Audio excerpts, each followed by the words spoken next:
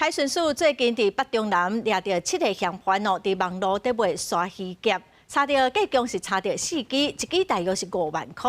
海巡署嘛提醒民众，这是保育类的物件，违法买卖，相当是判5档的有期徒刑，还是讲罚150万。我那时候说就是缺钱，然后拨的话有没有拨？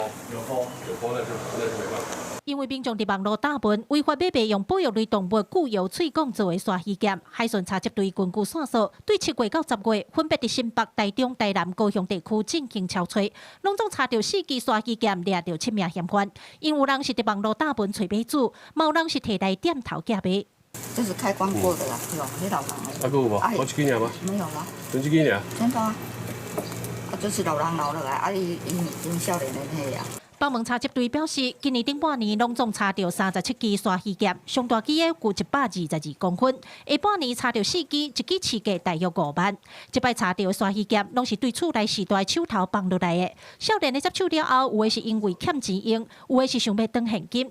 查缉队强调，刷鱼夹做规宗教活动的法器使用无问题，不过若是牵涉到买卖行为，就是违反野生动物保育法。犯前利用网络平台匿名特性公开兜售一级保育类野生动物产制品，经专案小组调查发现，鲨鱼剑因特殊形状与象征意涵，于民间信仰活动常用于起祭仪式，故于市场上具一定价值，易成为非法交易目标。进前海保署做的调查报告，固有因为行政班掠伤济，台湾近海已经伫要20年无看到固有出现啦。海巡署呼吁，若无迄个饲草，都会造成伤害。即阵真侪宗教活动拢愿用白铁做的来取代固有喙管做的刷鱼夹，请民众唔通违法买卖，避免罚钱食官司。